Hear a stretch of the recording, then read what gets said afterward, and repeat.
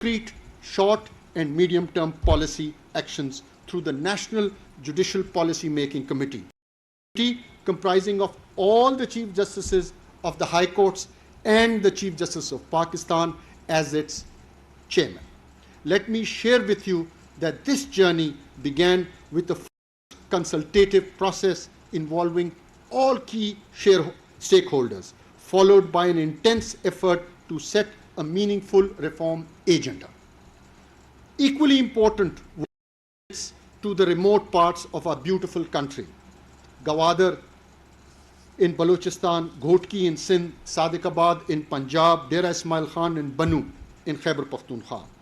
They engaged with the members of the district judiciary and the bar, and I must acknowledge the valuable contribution made in this regard by my brother Judge, Justice Shahid Waheed. His contribution me in formulating the agenda cannot be ignored. Their insights, they helped me to identify the core issues which were later included in the agenda of the National Judicial Policy Making Committee, which was finally convened on this 11th of July 2025. Now, it is my clear and firm belief that collective wisdom must always prevail over individual wishes. And without taking ownership of all the stakeholders, reforms are never lasting or effective. Guided by these principles, we, after thorough deliberation, reached unanimous agreement on 11 issues. I will only discuss a few relevant for the symposium that we are having today. First was, let's take the first, which was commercial litigation corridor. It was decided that what is going to happen is issues related to corporate matters should be dealt with by one court, and same was the case with the appellate forum. It should have one forum and a bench of the High Court which should be assigned to deal with these cases. Same is the case with the Supreme Court.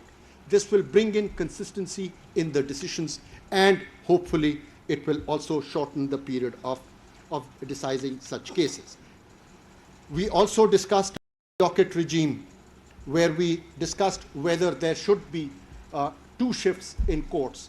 This matter was left to the High Courts, and inshallah we are meeting again on the 18th of August, where the High Court will give us an input of how they want to proceed with it. Same is the case with establishment of model criminal trial courts. Well, in this case, we said what we're going to do is all the latest pending criminal trials before the sessions will be taken up by these model courts, and they will be decided on a day-to-day basis. The one very important is the institutionalization of court-annexed mediation. Let me tell you, mashallah, we've got 20 trained judicial officers already in our judicial, and we have to take maximum use and utilize their expertise. And it was decided that to start off with, one district, every high court will take up this particular mandate, and we will assess how the progress has been made and decide about it after 3 months, and we will increase this particular aspect of it, but only once we see how the progress of the initial steps that have been taken. Then comes time for disposal of different category of cases. 13 different items were taken up: declaratory suits, declaratory inheritance, injunctions, rent cases, family suits, succession cases, execution, labor cases. There were the 13 on which we decided.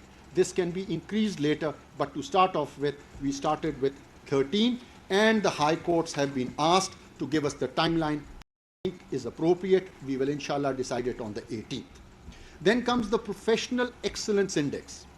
This is something which we've introduced to facilitate talent hunt of law for induction into the district judiciary and elevation to the High Court judicial positions. Then comes this particular, the district judiciary will gauge the lawyers who come and argue cases before you, and then you will pass it on to the to the registrar, and the data will be collected over there. And when the time comes for induction into the district judiciary or the High Court, this particular data will help us in engaging. There are certain lawyers who are practicing law in furthest districts, and they don't come to the High Courts, and so they don't come within the High Courts and the bar. So this is a step which we have taken, which will bring in the young lawyers also. They will be given an opportunity, and those who are, let's put it this way, who are apolitical and have no political affiliation, and they are genuinely professional lawyers. So this will bring up, will give an opportunity for them to consider. Then is ethical guidelines for use of AI in the judiciary. Undoubtedly, given the rise of AI and the benefits associated with its use, integrating it into the justice delivery system is our top priority.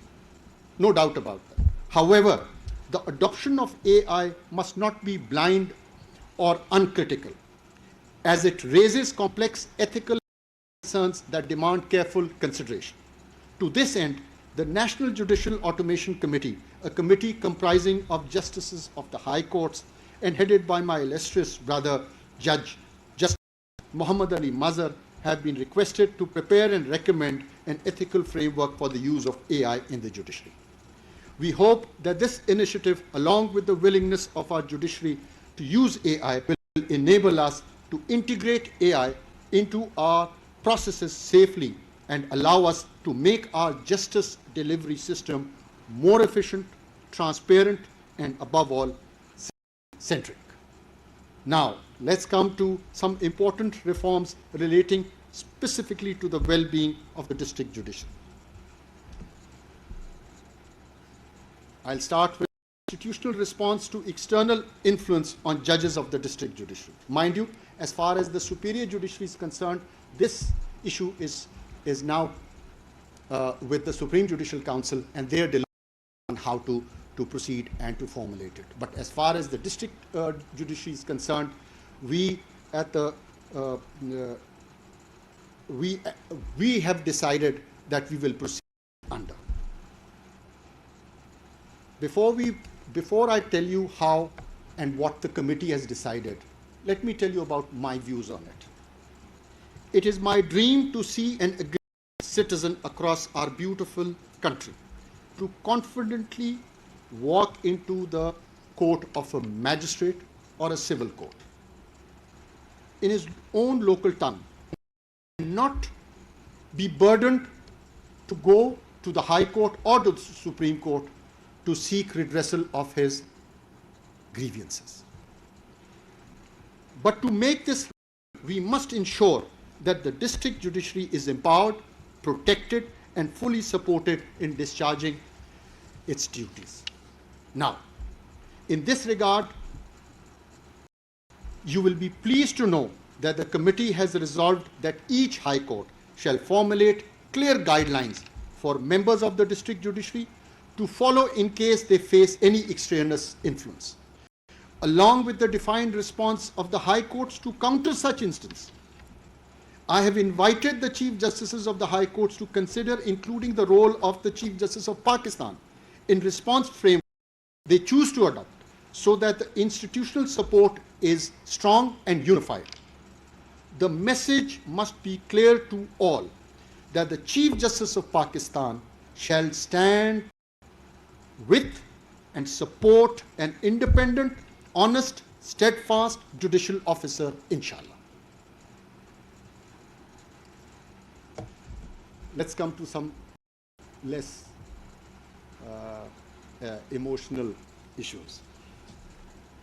This is regarding performance evaluation of district judiciary, standardization of recruitment mechanism of district judiciary policy forum, parity in terms and condition of service of district judiciary, access to international exposure opportunities.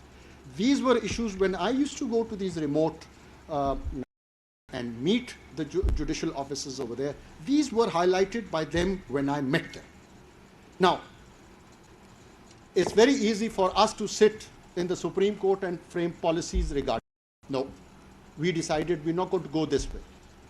We said, let the district judiciary ponder over it and let them deliberate and finally propose to us what they want. Because it's not restricted to a particular province or a high court. So we have decided that it should be given to a committee which should be headed by a judge of the a retired judge of the Supreme Court who has come up on the rungs of the district judiciary.